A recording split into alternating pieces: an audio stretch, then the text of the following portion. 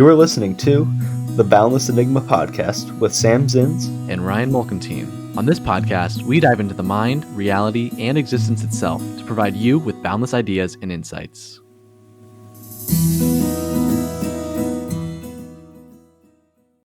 How are you, man? I'm fantastic. So sorry. Been a little bit. We've been. I'm new to this. I've never. I've podcasted before, but never in interview style. So this is exciting for me. I'm nervous. Yes. I'm anxious. I'm walking around. A little bit of nervousness is good, honestly. It's good. I think so. It is. It's excitement. Yeah. Nervousness and excitement are the same feeling in your body, right? It's just how you look at it. Absolutely. Same like physical stimuli. It's like, okay, like do I place a mindset of I'm like feeling like this like numbing of my hands and like this adrenaline rush because I'm super scared or because I'm super excited? You can kind of go both ways. So, Yeah. Like it's up to your interpretation of it. Absolutely. As are most things, surprisingly and weirdly enough, which is weird to think about. That's definitely like a philosophy being thrown around right now. That's you said the buzzword. You said the P word, philosophy. I mean, let's lay it on there. For those who don't know, I'm a philosophy major and quite passionate about it. So you say philosophy, I'm like, I'm locked in. What we got? So what kind of philosophies are you just in any realm, or like what's this all about? Yeah, so philosophy, that's kind of like asking someone what their favorite song is. It's right. Like it changes. Like I like music, I know that, and then like different bands appeal to me at different times throughout my life, given the circumstances.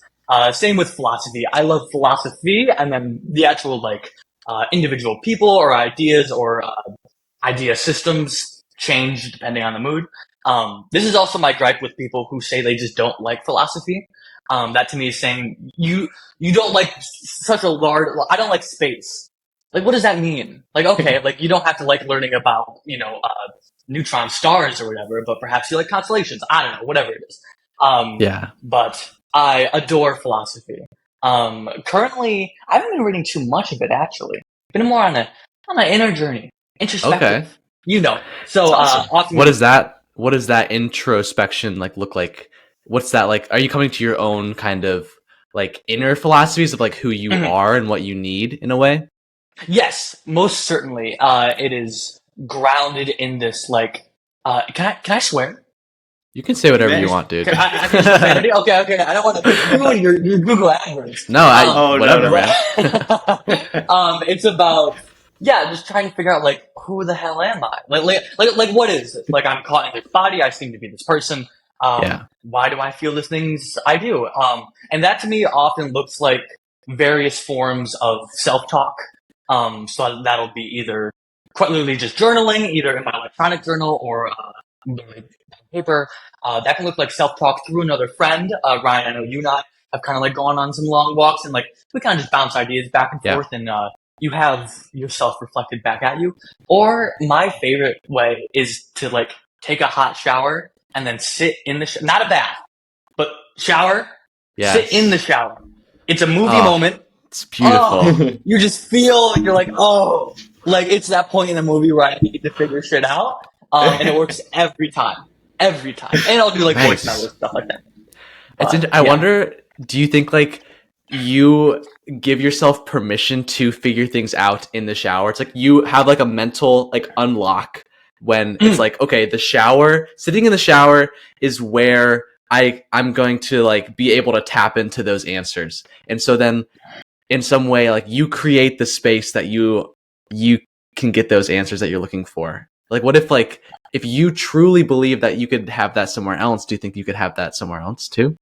I think with most people, there is this sort of mental block of like, if I'm out about in the world, like I got dressed for this podcast. So I'm like, I'm doing something. This is me telling my body that I need to be presentable and I need to like productivity, go. Whereas analyzing your own emotions, most people don't view as something that they're doing. Actually, they quite avoid it.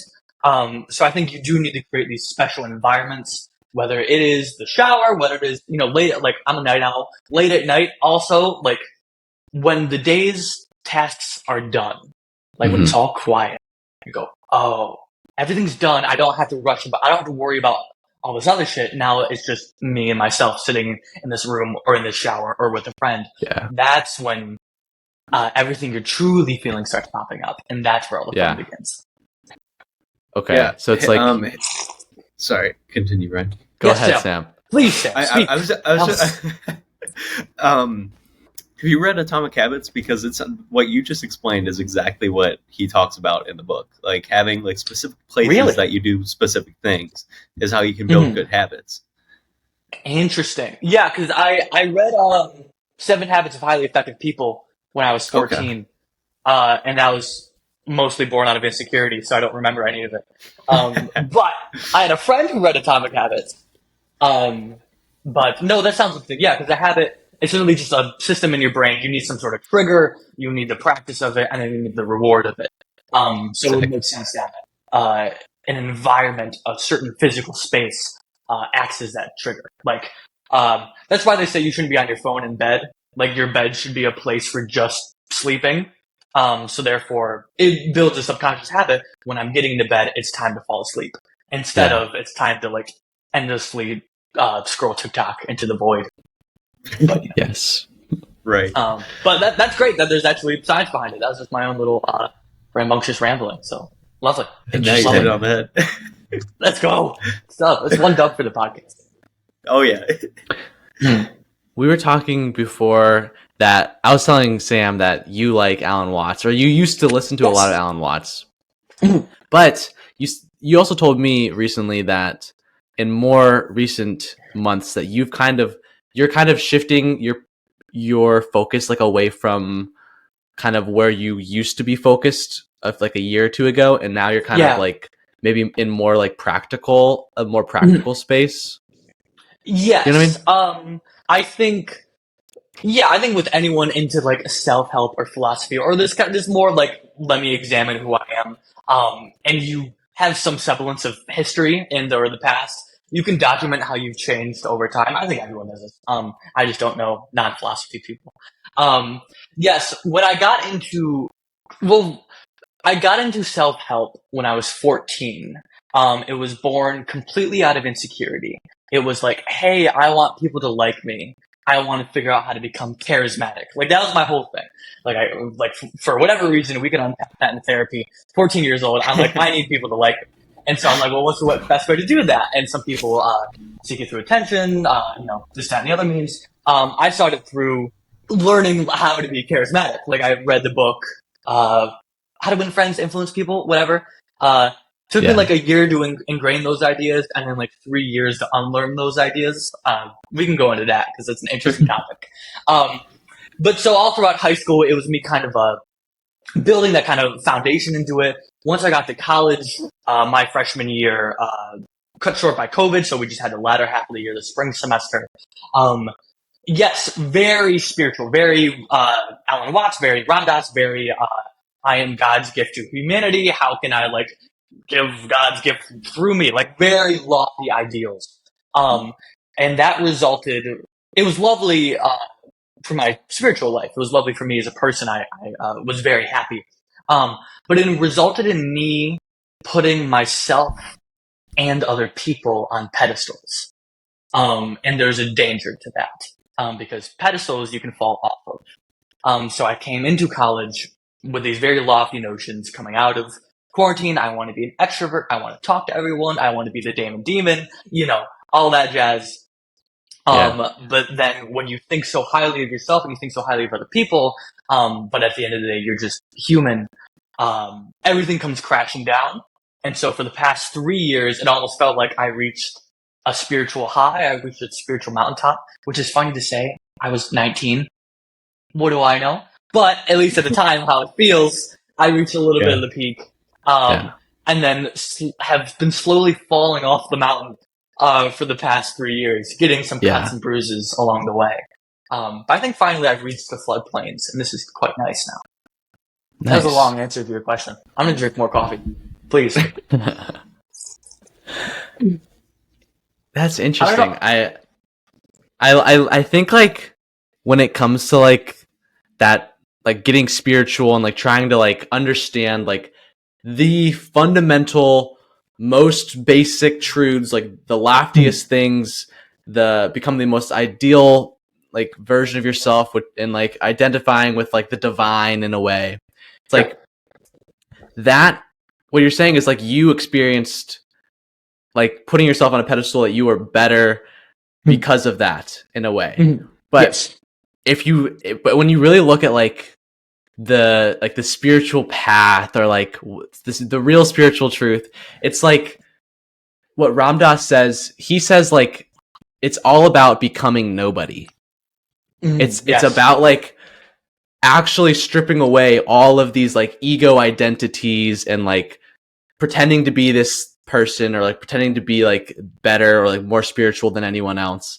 And so like actually I think by going down the mountain and getting these cuts and bruises, you're in a way becoming like more like genuinely like spiritual, or like more like genuinely like making progress in that domain without even trying to, because in a way you're stripping away like all of your like old ego attachments of what spirituality looks like, of what the ideal self looks like, and you're just kind of humbling yourself to a point where like that's where the real spiritual work actually happens, is where you don't care about the labels or what people think of you, and it's more about how can I go more deeply into myself and become better and happier and more at peace. You know, I think that's, from the outside perspective, that's what I see as happening, which is totally counterintuitive. Yes, very counterintuitive. I think you touched on two great phrases, which is letting go of that ego, letting go of who you think you should be, and then being genuine. And those phrases go hand in hand. And I'm extremely fascinated with the idea of being genuine, of being vulnerable. I think it is one of the most. I'm 21. What the hell do I know? But at least it seems to me so far, this 21 years of life, being vulnerable is so amazingly important that I think no one quite talks about. We talk about how to be successful, and we talk about these ego building things. Even in the realm of spirituality, it's more ego building things. And sometimes we can touch on like becoming nobody, getting the ego away, but becoming vulnerable is a space I haven't seen inhabited quite a lot. And it is so lovely. Vulnerability is so great. I could go on and on. I'm happy to talk your guys' ears off about how great vulnerability is. That is but it feels so hard to do at times, because our egos want us to think that we have something to like hide, you know, or not even hide, but that we're better than what that vulnerability might look like. Yes, like Sam, you're a great example. I don't quite know you. Like Ryan and I are friends, but this is our first time meeting you. Right. So immediately, like when you meet a new person, I'm posturing. Like, oh, can you see my biceps in this in this video? This I'm a cool person. Sam, I want you to like me. And I think that's in general of anyone who meets anyone, right? But that is, I think it's normal for people to care about other people's opinions, right? We have to. Yeah. But the difference between being vulnerable or not is not whether I'm caring what you think or not, but if I'm being honest that I care about what you think. Invulnerability, being inauthentic, is me pretending that I'm doing something I'm not. So if I'm actively acknowledging that I'm trying to look good for this podcast and trying to be funny and witty and smart, that's truth. That's me actually. That's what I'm doing. I'm not putting on a show. So I think vulnerability, the difficulty in vulnerability is not changing yourself. It's simply admitting it. I think vulnerability is admittance. Which is fun, because when you get behind the Wizard of Oz and you just see that I'm just some sweaty guy behind the curtain, you trust me a lot more. And you're like, oh, Kian's a genuine dude. Definitely. Which is even more funny, because do you see how what I just said there, Kian's a genuine dude, is me also caring about what you think. You can't get around it. I can't, like, people think you can get to a place where, oh, I don't care what anyone thinks. Like, I just roam around the world. No, there's no chance you can do that, at least without a lot of work. I think you just have to be continually understanding and admitting that you're like, fuck, I'm a rascal. Like, I know exactly what I'm doing. Like, I'm meddling in all these things. And if you're honest about it, it's okay. If you're not honest about it, you're putting on a show, and people pick up on that immediately. Yeah. Coffee break. That's such like a, once again, counterintuitive. It's like when you are in a social situation and you're wanting to impress people, so you're like kind of like posturing or like acting a certain way because you want a certain outcome. It's like people can sense that you feel fake. People don't really like that. But if you can come into that and like own it and admit like, okay, I'm feeling like a little insecure. I want people to like me. Then then there's all of a sudden like this edge of like honesty to it. Yes. And genuineness. And then suddenly it's like the whole situation is like completely shifted to where like you're afraid of the vulnerability, but the vulnerability is the thing that is going to get you acceptance and likability. Right. Well, it's almost you care about something more. Because of course, like you just affirmed and like I said previously, we can't help but care about what other people think, but you can place that drive at a different level in your hierarchy of values. And so if you place honesty and being vulnerable above being liked, you will get being liked as a byproduct of it, but it almost doesn't matter because the point is to be vulnerable. The point here is to share myself. And so it's funny is you get what you want when you're not quite looking for it, which is always a fun little spiritual thing. Sorry, there's a fly bugging me. Get out of here. Trying to talk. I don't know how funny this podcast is. I know that it's called The Balance Enigma, so I know it's very spiritual. Whatever. But I'm a goofy person, so like. However this goes is fine. Yeah, Balance Enigma means anything and everything. Like I said before we started recording, I have 2 drinks depending on how this podcast goes. So currently we're on coffee. So nice. What you want to talk about caffeine consumption? What's that like for you? Like, are you a daily coffee guy or? I had to admit to myself last week that I'm addicted to coffee. I had to admit it. I didn't have coffee in the morning out of my favorite Beatles mug. And I didn't have it, and I felt like absolute garbage the entire day. And I'm like, I'm eating food, I'm drinking water. What's wrong with me? And I'm like, oh, I just like didn't have that sweet, savory liquid. So yeah, most certainly addicted. But it's kind of the best addiction to have.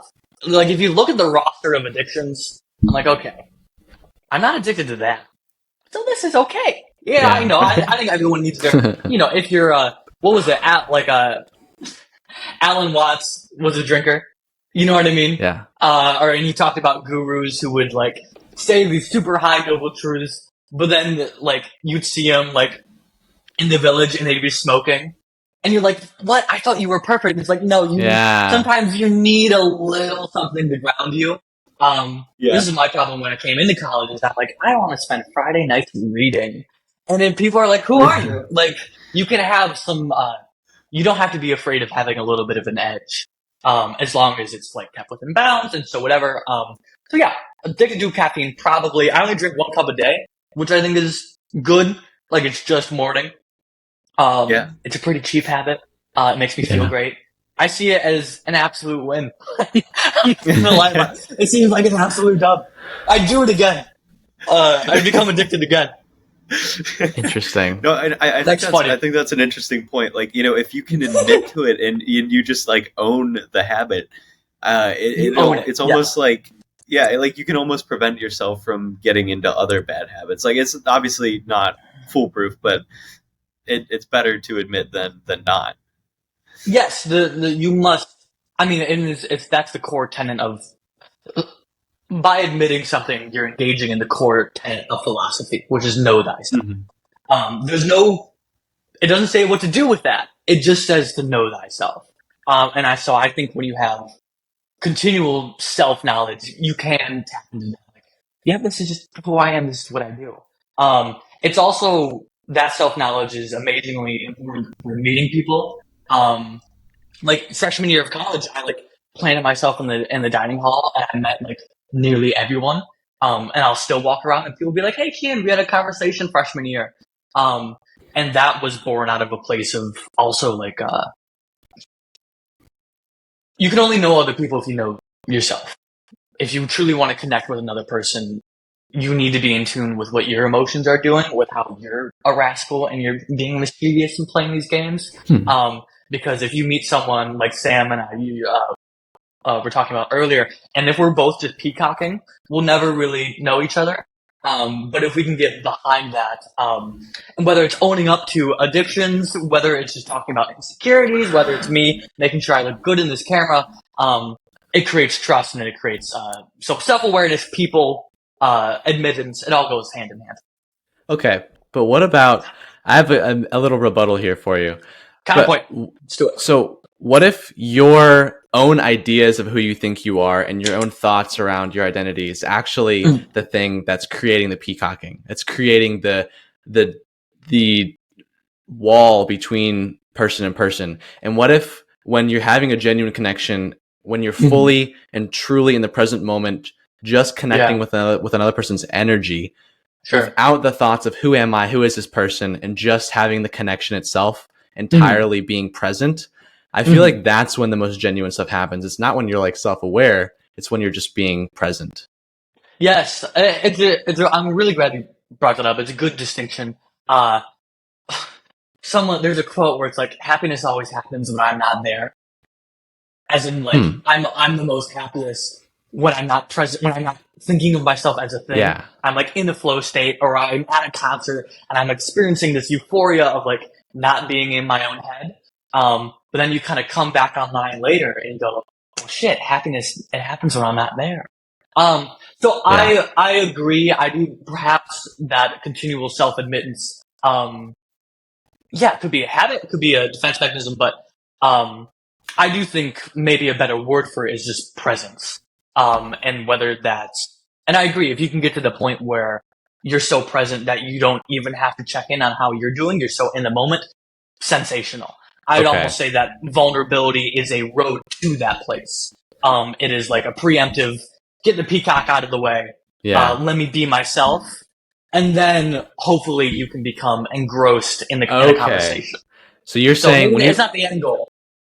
When you're saying like know thyself, you kind of mean more like being aware of yourself, like being present enough to see the thoughts of how you see yourself and your identity, and seeing that and saying, okay, that's there. I'm not going to deny that that's not there, you know? Absolutely.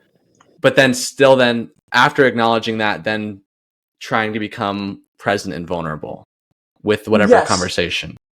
I don't think you can, vulnerability is something displaying vulnerability is something you can try. That is something you can put effort towards. I don't know if becoming engrossed in a moment is something you can try. So as in, like, I think vulnerability gets you to a certain spot. It opens you up. It gets the peacock away. But getting to that flow state of I'm so engrossed in this conversation, I don't know if you can do that. Because doing that is still you doing that. I think that happens to you. So I think being vulnerable creates an environment, like Sam, you were mentioning earlier with Atomic Habits. It is a trigger for that habit of becoming engrossed in the moment, but it's not the habit. You kind of have to let the flow state or the present moment take you over. Because then you wake up 3 hours later and you're like, oh my God, that was a wonderful conversation. Where was I? But it seems like vulnerability tease you up to that point. But then eventually the present moment hits you out of the park. Metaphors. So are you saying that, like, when you're doing something, like can you do something without like having ego involved, or like when you're doing something, I guess I don't know. I heard something in there that I was kind of like you said something about like doing and ego or something like that. Well, yeah, but maybe for me, taking action feels conscious. It feels like I'm making a conscious choice. And through making that conscious choice, I decided against other choices. And so to me, I'm quite aware of myself when I take action. Like if I'm choosing right now to try to be funny or whatever, that is a conscious choice I'm making. But you correctly pointed out, hey, is that really the end goal? Like, is that true? Is true vulnerability just kind of opening yourself up, or is it being taken by the moment? So I guess what I mean by action is very conscious, but the end goal is to become so engrossed in what you're doing you're not trying and you're not doing Yes. anything. Okay. You are being. I think maybe that's a better word for it. Yeah. So you want to, but you can't. This is fun. This is where the English language falls apart. You can't try to be. Yeah. If that makes any sense, you can try to set yourself up for it. You can be like, oh, let me create this environment. You know, if I want to meditate, let me sit down, let me create the environment. To me, that's what vulnerability is. I'm creating an environment. I'm speaking what I'm feeling. I'm trying to be as honest as possible in the hopes that with another person or with an activity, we're both kind of swept away without our trying to. So that's what I meant by trying. I don't know if I'm making a lot of sense here. Maybe no. What I picture in my mind is like this funnel where it's like you just put all these things in the funnel and then they just file down into this like flow, this like thinner liquid that is that flow state that you're talking about. That's just how I picture it, and that does make sense. That's interesting. Yes, I don't know if I can like I really enjoy playing piano, and often I'll get into the flow state with piano. I don't know if I sit down and go, I want to get into a flow state, it doesn't happen. It's kind of like telling kids to play. You can't tell kids to play. Playing by its very nature is something that happens naturally. It is something that it's play. It occurs. It happens. Yeah. To try to do that is quite strange. And so in that exact same vein, trying to be present in the moment is quite a strange thing to do. For me, you can try to set up the environment for it. But it's kind of out of your control.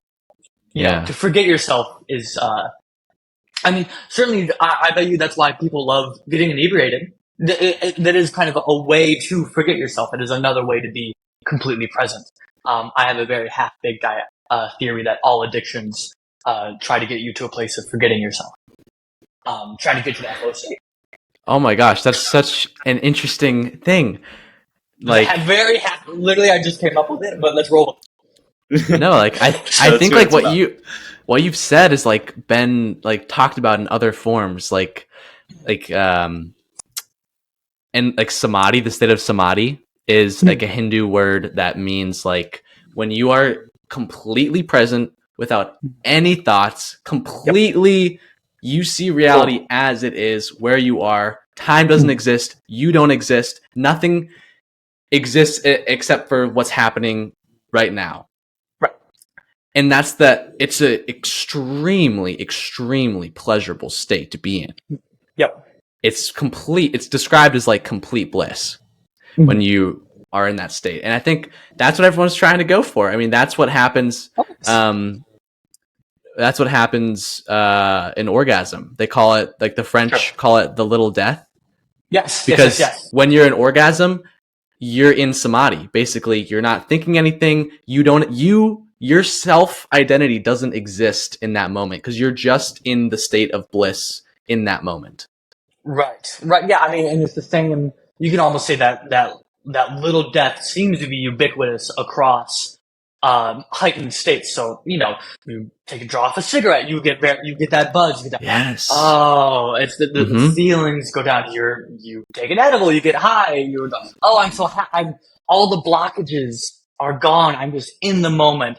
You get very drunk. Like this seems, there seems to be a commonality of I'm trying to forget myself. I'm just trying to be who I naturally am. I'm trying to be present. Which is, I think, if we all want that, that is a very fair, if we want that extreme bliss, that samadhi, that feels very like a natural desire, but the road you're taking to get there is very important. Yeah. There's a big difference between like, I want to like meditate all day, or I want to like read self-help books and try to get to that place of like, oh, it's all gone. Versus, you know, I want to like, you know, drink on a, you know, Tuesday night at Cunning's. Like, then you're like, what are you doing? Come on. There's other ways to do it. So, you know. Yeah. And then people focus on getting the pleasure, like getting the highs, the ups. And then they shun the lows, right? Instead of like ultimate presence, instead of like trying to be present, which is where that state comes from. They try to go straight for like the high or like to get to like the good feeling places instead of like understanding that like there's a natural up and down to life. And Ram Dass talks about like suffering as grace and that like every moment is like, it doesn't matter if you're in a deep depression or if you're having the best day of your life. Like, the presence behind all of those things is the important part of it. If you want to like get to those states, you have to get to a place of like acceptance and presence, no matter where you are on whatever day you happen to be on, you're up or down. It's like practicing the acceptance of whatever's there and being present with it. That's what he says. I don't know. No, I think you're right. I don't think the labels good and bad exist in the present. I think maybe that's what he's getting at. Saying that, because you're right, people want to get to that good, they want to get to that high. But when you're completely in the moment, you're not there. Yeah. So there is no frontal lobe of you saying, oh, this is really good or this is really bad. This is just what's happening. Right. I think you assign good or bad after the fact. And maybe that's why, like, when you are inebriated, he's so drunk, he just doesn't care. You just don't care anymore because you're just in this kind of like happening, flow state, perhaps. Not that I recommend that. There's much better ways to get to that state. But I completely agree. Yeah. Being present is just seeing what's there, which is quite scary. Especially if what's there is not good or doesn't feel good. And I think actually that's where presence really matters. Is not necessarily trying to attain the high, but trying to be with the lows. There's some quote like, adversity introduces a man to himself. And that's why everyone hates adversity. They're afraid of who they'll meet. Like, if I face these lows, I will meet who I am. Who is that? Because when you're high, when everything's great. There's all the blockages. I'm in flow state. Lovely. Piano's going great. But if you're present when you feel like you're not playing well, or the interaction isn't going well, or you're in pain, you're in grief, you're in disappointment, you're in heartbreak, whatever it is, that's where the true fruits of presence, I think, come out. Yeah. Or I'm rambling. I don't know. More coffee. Oh. Also, I think it's important to realize that, we use these terms like this is good and this is bad, and that in and of itself has this like positive and negative connotation to it, which causes us to, kind of like we were talking about earlier with being nervous versus excited. Like, you can view it in like the exact same way. It's just a different mindset. So same thing with the good and bad. It's like it can seem scary to be vulnerable and go into these lows and see who you really are. But instead of looking at it as scary, we could maybe look at it as exciting, similar to nervousness, and that can kind of allow us to not look at it in this negative light as much. Yes, you always have a choice. There's always the things that happen to you, and then there's your interpretation of those things. And you can't control what happens to you, but you can control how you interpret it. That's exactly. Like Stoicism 101. What I think that philosophy misses is that the things that you have this inducing effect. So, like, Sam, if you were to insult me right now, that's not a neutral thing that I'm observing, and I wonder how I'm going to deal with that. No. There seems to be some ingrained. This stimulus is inducing you to react a certain way. I see that as like habitual thought. Like, these are all just thoughts, like good or bad. They're just lenses of thought that we place over things. And the things that we have like an immediate reaction to, like if someone insults you, that's something, that's a thought that we've thought so many times that this means something bad, that it's just unconsciously ingrained to be an immediate thought that pops up. Do you know what I mean? Yes. I think it's a habitual thought. There's grounding to it, though. There is importance. If Sam were to insult me and we were living 100,000 years ago, I might not like eat the elk that like we've dragged into the cave. I do think while there is it is a habitual thing, there also seems to be some hardwiring in it. That doesn't mean that we're. So are you saying that things have inherent negative or positivity to them? Or is it our interpretation? Word. I think inherent's a tricky word. What the hell does inherent mean? It means that. Right. Here's why I think you're wrong, because how we see. Love that phrase. Please tell me that.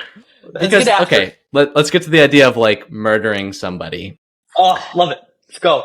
It's bad, right? We think this is bad. Yes. Does an ant care if someone was murdered next to it? Right. No, it wouldn't care. It doesn't give a shit. It's not good or bad to the ant. I think of it as an absolute and the relative. In the absolute most complete sense, nothing is ever inherently good or bad. Nothing is ever inherently any type of way. I think it's totally in our mind. And I don't think that it's like, I think that, maybe it is ingrained in our minds, but just because it's ingrained in our minds doesn't mean that it's permanent, like true in the absolute sense. Sure. And wait, okay, was your argument more about like it being an ingrained thing like in humans, or versus it being like a habitual thought? Was that your argument? I was agreeing with you and adding on to your point. I agree there is like a sandwich when something is kind of these layers of thoughts of like, oh, that's a habitual. Someone insults me. It's a habitual like, hey, like I get upset by it. But there's also, I was making a claim, an appeal to like evolutionarily, if someone of the tribe dislikes you, that could be a problem. Again, I know very little about any of this, so that's my guess. But like we're predisposed genetically to be, but that could just be a thought that's been habituated through the genome. Yeah, I'd have to think about that. Right? I don't know. That might be like that tripod.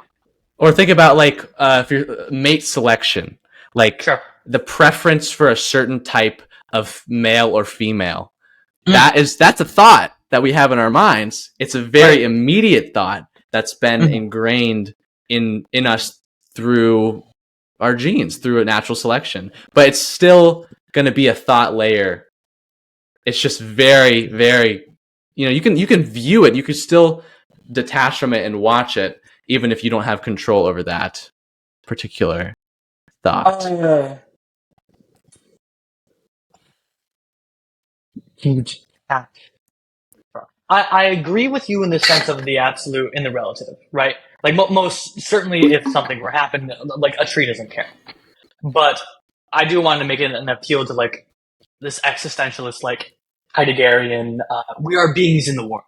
So while I have no doubt that there is an absolute and there is a relative, I am a human that is forced to engage in certain practices. I'm thrown into this context. So I think when people say like, oh, like murder in the absolute sense, is neither good or, nothing is good or bad, only thinking makes it so. Like, fair. But it's also not pragmatic. Well, what if actually, I mean, that's your belief and thoughts relatively about it. What if there's, what about war? Like, what if there's an evil something that we, or what about like, in a lot of the spiritual traditions, death is seen as a good thing. It's a moment of transformation to something even greater. And so in that way, it's like it could, maybe for like the average U.S. citizen, it's viewed as bad. But if you get somebody who has done enough spiritual work, they probably won't care if they live or die. Right. I think I, in this moment, am a fish in water, and you're asking me to describe the ocean. And it's like, I'm so engrossed in my culture. I'm so engrossed in these moral relativisms, which seem absolute to me, that I almost feel I can't get outside of it. I'm a fish in the middle of the Atlantic, and you're like, what's the state of the Atlantic? And I'm like, shit, I don't know. I'm not outside of it. So I think when it comes to like, evolutionary terms being ideas in the genome, it's almost like, shit, man, I don't know. Like, I know that I'm a human. I almost wish I could like get some level of objectivity, because it almost seems unfalsifiable in a way. I mean, if you see a beautiful woman, are you going to be able to say like control like that they're not, like that thought immediately pops up in your mind of like, oh, beauty, like attraction, like the feeling of attraction is then initiated. Although maybe that's more a feeling than it is a thought. Yeah, I mean, well, I have two things to say. Number one, indeed, beautiful women do normally cause me to go, wow, a beautiful woman. There's normally that there. I have never not experienced a beautiful woman, causing me to not go, wow, she's beautiful. That's never been the case. So where did that thought come from? Like, why did that thought happen? Yeah. You don't think that was genetically... You don't think that you're more likely to think that because evolution wants you to be attracted to beautiful women? I think it's in our genes, man. There are certain predispositions to think a certain way. That was a funny joke. Sorry, I laugh at myself. Take it, go ahead.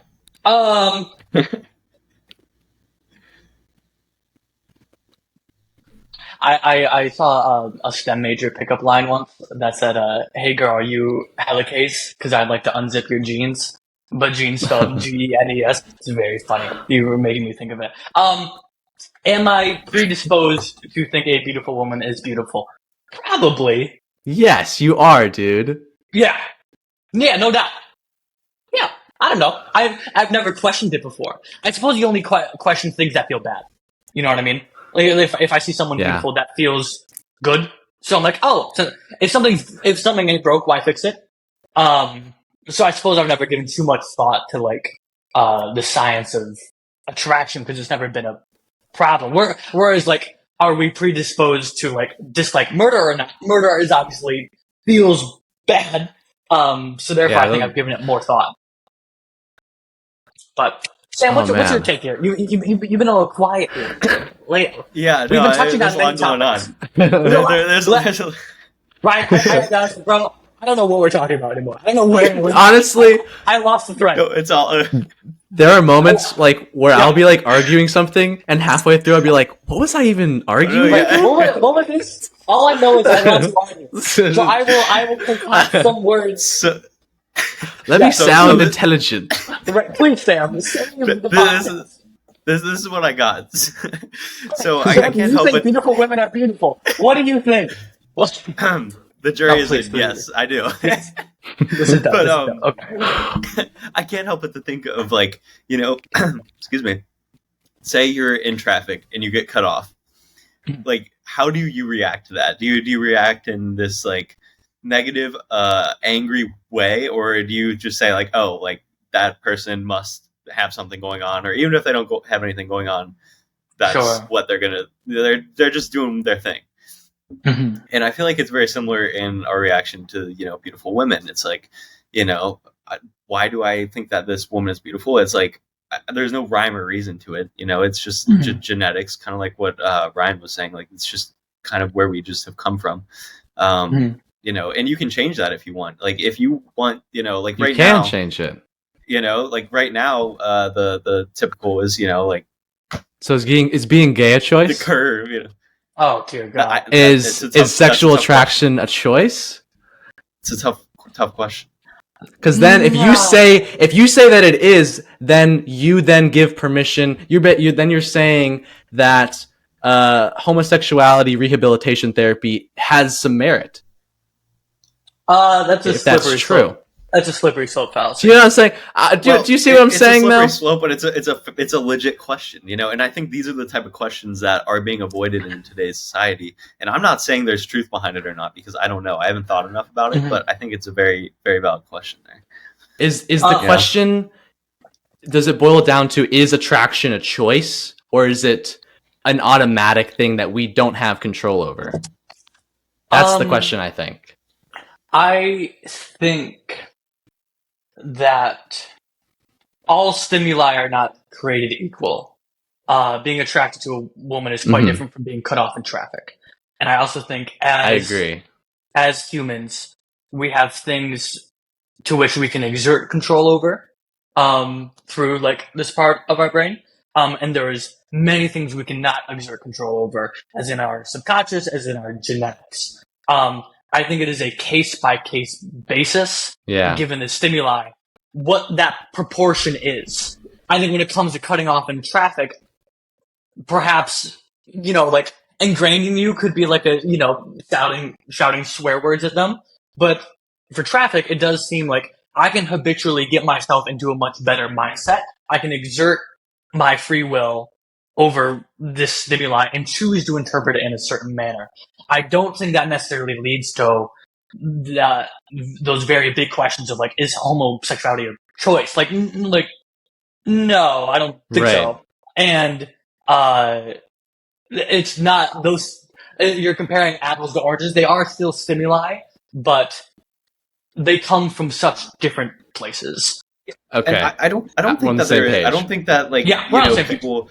Yeah, absolutely. And I don't think people are like sitting here, when we're younger and going like, am I gonna like women or men? Like I don't think that's like what happens. It's definitely a very subconscious thing.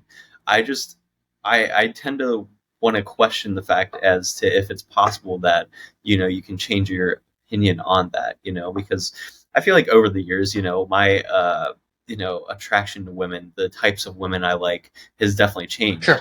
And in some instances, it feels like it was a choice. It's like, okay, like, do I like this? Yes or no? And then it just goes from there. As as your guys' types are, I'm sure, different than mine. So it's I think it's very like subconscious, but also there's truth to being conscious about it at the same time. Yes, that seems fair. It's a hot button. It's a grenade of a question. For sure. For sure. Well, that's the point of this. We go right in to these. I'm excited. Yeah.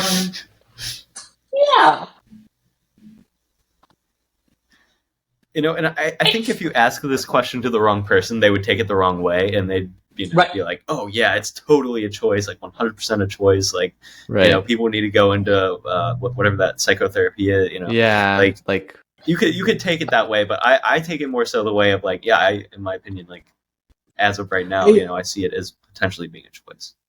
Yeah, I'm not. I feel like I can't speak to it. I'm not a member of that community, so it feels wrong of me to pontificate when I'm so aware of my own ignorance. It's like this is asking someone like, if you're from Canada, like you're asking me questions about Canada, and I'm like, I can guess, but I feel as though like my speculation is from such an uninformed place that actually it is doing a larger disservice. I can give philosophical musings about it. You know what I mean? Like, but don't you sometimes just like have like a gut feeling of like, okay, this is probably more likely to be true, just from the example of like, if you see someone attractive, like you're gonna, you can't help but be attracted. I feel like that's true. That's the best part. Yes, right. I concur because I am privy to that practice. Because I am attracted to people, but when it comes to like homosexuality, it's like I'm not a member of that community, so therefore but it's like probably the same thing. If somebody can't help but be attracted to a man, if they're a man, it's like, well then like how is that any different? It's just like it's like if you were to say to a gay person like I can't help but be attracted to women, they're not going to be like, well, I'm not straight, so I can't tell. I don't know if you're really attracted to them. So take someone for their word. If someone's gay, they're probably just attracted naturally to men. Otherwise, they wouldn't. You know what I mean? I think we're on the same page. Yeah. But it is interesting how much. I mean, it almost gets into a question of free will. It almost gets into the question: what can you control? What do you control? Well, what is choice? But no, I think we're on the same page. I think so. Absolutely. Yeah. But choice is weird. That's all I know. Does it exist? Do we exist? These are questions. True. Free will. That's a crazy one. It's a wild one. All right, Sam. Rescue us from this conversation pit. What do you got? Seriously. Please, Sam, help. Man, I don't even know where to go from there, man. Let's springboard. Free will or determinism? What do we think? What's the vibe? Oh, Jesus. I feel like... Okay, Sam, actually, I've been giving too many opinions. I need to, like, rein it in here. No, please. I'll let you go. Do. What? Man, I don't... I have no idea. I once heard Sam Harris say that free will is not a thing. So free will is not. Yeah. But I haven't thought enough about this. It's tough. I think free will is a thing. I think so. Dude, I don't know. Well, here's an interesting thing. Should you believe what is true, or should you believe what is useful? What is true? Of course. But especially if the truth is not obvious. I actually think, like, because we can't know if free will exists or not, you should believe the most useful thing to you. You should make it appeal to pragmatism. Until you're, obviously you search for the truth, but you still have to be a being in the world, so you still operate out of pragmatism. I believe free will exists. I don't know it as a fact, but it is pretty useful to believe it. As long as you are more engaged in your relative reality as a human, then pragmatism is more helpful. But if you ever make the shift to align with absolute truth, then that truth will be more important. It's like Ramana Maharshi, when he got enlightened when he was like 18 years old or something, and he literally just like sat in a state of complete bliss and enlightenment for days and days and days, and he didn't drink, he didn't eat, he didn't give a fuck about anything except for being in absolute enlightenment. And it wasn't until like 2 weeks later that he was like emaciated from not eating that he finally like got up and ate something and like continued on in the world as like one of the great saints of India. Sure. Yeah, I think but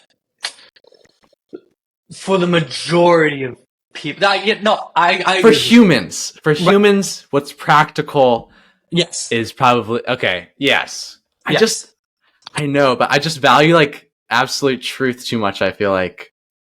Do you have access to it? I feel like when you experience truth, you experience truth. It's not, I can't like make you experience, like that's what people call an awakening, a spiritual awakening. It's it's a moment where you experience an absolute truth. It's where you experience a truth that's beyond your human understanding, and you're able to access that. Yeah. And it's not necessarily something that you can, study, because like I love philosophy, but I think that's one hole in philosophy is that it tells you to study these things and that you can study these things. But for spirituality, I feel like that's just something that, you can listen to people, and whatnot, but like it's something that you literally just have to experience, and obviously with philosophy, there's a lot of experiencing too, and like I said, not trying to take it away from it because I love. There is, of course, value in philosophy and pragmatism and stuff. Yeah. I just get too involved in the like other side of it. That's good though. That like there are people like me and there are people like you because it balances the world out. Right. You know what I mean? Do you know what I'm saying? For sure. Yeah, because I think it's important to have practical. I'm sorry. Yeah, which is interesting. Ryan, we've been friends for a minute now. And our relationship has changed along with where we are spiritually. Same for, if you don't know, Ryan and I met, we were both in these very lofty spiritual places. Like, we never got each other's information, phone number. We would just talk when we, like, met each other and, like, assumed it was the universe putting us together. We would, like, walk along the lake, and then we wouldn't talk for, like, 6 months. Like, it's a classic, like, male friendship. Like, I know nothing about him. I don't know his last name. But, it's Ryan. What's happening, brother? Like, watch my kids for me. Like, this is the most classic, like, has a great time, doesn't elaborate, whatever. I think through putting myself and people on pedestal, putting spirituality on pedestals, I almost wonder if I'm a little, spiteful of spirituality. Actually, I'm feeling defensiveness. I think perhaps, again, this is me being vulnerable. I think I dipped my toe into the pond of spirituality. What a great sentence, by the way. Dip my toe into the pond of spirituality. Damn! Someone write a song. I think there's a song called "I Dipped My Big Toe into the Milk of Human Kindness." I legit think They're that's very a song. similar. Yes, that's where I got it from. Undoubtedly, I dipped my toe into that pond, and I deceived myself. It did more bad. Did it do more bad than good? It taught me something. And I think in the like 2 years since I've been at that very spiritual ideal, I can't get back there. To me, like when I came to college, I was very like, oh, I want to be a conduit for something greater. Like I really like write on note cards, like put it on my wall. Like I want to be, I have so much joy in my heart. I want to share that. I want to beam my love to other people, which I still feel to some extent. But I almost feel like there was naivete attached to that. And through living these past 2 years and going through very boots on the ground problems that my sense of spirituality didn't necessarily cause, but kind of got me into, I'm a little burned by it. I can still engage in it intellectually, but part of me is like, man, to me it felt like the wool was put over my eyes a little bit, and I should have had my boots a little bit more on the ground. And so I think now in my life, I swing more towards the let's be practical, let's be pragmatic, because perhaps it's even like being lofty put me into a social and emotional position that made me feel unsafe. So now, like, but I've proven the boots on the ground, the kind of like what works, that's built from honesty, that's built from vulnerability, even though probably all those things are still rooted in spirituality, like it's still in me, it's still back here. But I found that the safer, more effective route is to have that more grounded approach. So I don't know if that is humility. I don't know if that is overcompensation. But I know that is what is for me right now. Okay. So hearing your musings, Ryan, I can relate to, and I almost go, oh, at a time I would be more into that rhetoric, but I'm not. And it's interesting. And I think it's just because I've been burned throughout my life feeling those things. I'm like, my goals for myself have shifted. Before I was in the spiritual ego. I wanted to attain enlightenment. I thought at 18. Now I think, God, I really want to be a good friend. Like I really want to understand how relationships. Not that those two are mutually exclusive, and I'm not saying that's what you're doing at all. But it's almost like I went so far in one direction, I neglected the practicality of like, hey, what are boundaries? Like what's a boundary? What am I willing to tolerate in my life? I neglected the dirt while being in the clouds. And so now when I look up, I still get a little PTSD, and I'm like, I want to feel the soil. No, that makes total sense. I talk in metaphors, limericks. Keep up. No, that's awesome. We're over here. That makes total sense. That's awesome. So I don't know. That's not really a conversation to go off of. Ryan, you've known me. Perhaps you can give an opinion. Maybe that's where we can go with this. Do you think that is humility, or do you think that's overcompensation for me being less spiritual? I think you're just following your truth. I think I think that you have the best of intentions with like where you're taking your focus and your life and stuff, and like what you are focusing on, like learning about, and the philosophies that you want to like take into your brain and your life. Like I think like you probably you got burned from like getting too far in one direction. Right. I personally think that there probably is a healthy balance. Yes. Of completely. Like, you know, we like to in life go between like polarities, I feel like, of like one extreme and the other. And I think it's kind of eventually about like trying to see the value in all things, and in both of those. Like there's this polarity of like absolute truth that's not very like practical, but it's like, you know, it's the pursuit of enlightenment. It's the pursuit of bliss and peace, no matter the cost. You know, being able to find ultimate happiness.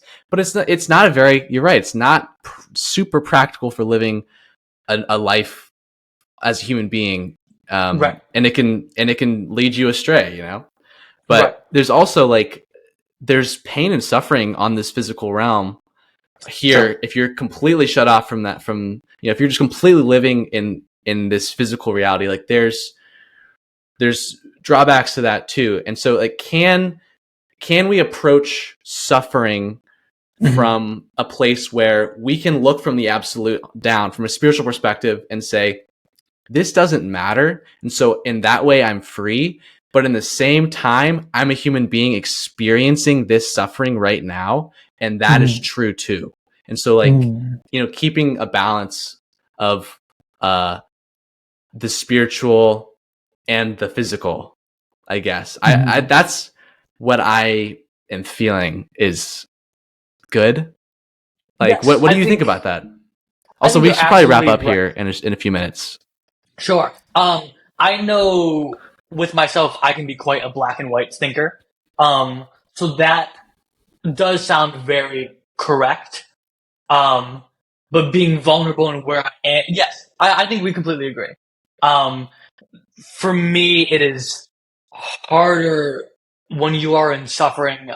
The dirt on the ground feels so real. Sometimes it's hard to look up to the clouds, I suppose. You almost want to go, I'm in this, can I make this, look up? But then again, I do agree that is the concept of faith, is it not? That, there's, eventually I will be okay. Like, despite the problems that are happening, like, in my day-to-day life, you can look up and you can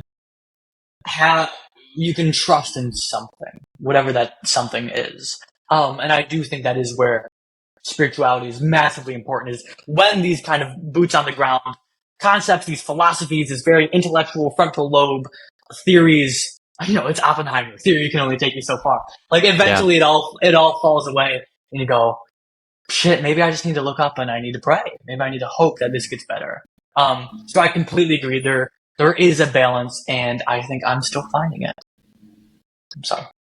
I've finished my coffee, and I've reached the water. So, cool. Success, as far as I see it. Oh, well, that was an awesome conversation. Holy crap. Fun. Yeah, man. It's great to meet you. It was, Sam, wonderful. I haven't seen too many. Is this how it normally goes? Like, are these the normal? So generally, just kind of wild. Yeah, just kind of all depends. Over, Yep. Yeah, just all over it. And we never know what we're getting. For me to promote this, where can people find this? Is this on YouTube? This on Spotify, Apple? Like, where is it? This is everywhere. It's on any streaming music service, Apple Music, Spotify, like all the podcasting apps, and it's on YouTube too. So anywhere that you want to search The Boundless Enigma or Kian Jerome, like, it'll pop up. Sensational. Probably. So absolutely. Yes. And for anyone who's made it this far, I also have a new album coming out. Heck yeah. I make I take my emotions, put them into piano and orchestral form, and then put them out into the world. So if you are interested in that, I will also be scoring some short films for Loyola coming up this semester. So you should check as well. Where can they find your music at? Go to my Instagram, which perhaps you guys have show notes or whatever. You put it in the doobly-doo, put it in the description. Yes. We'll put you a link. Yes, we'll throw that there. I just spit everywhere. But yeah, I just want to throw that out there at the end. For anyone who's made it this far, DM me, come be my friend. But anyways, guys, thank you so much. This was a blast. This was amazing. Unexpected. Yeah, man. Thank you for coming on. A lot of fun. Yeah, man. We'll have to do it again sometime. Thanks, guys, so much. All right. Peace. Thank you. Peace, guys.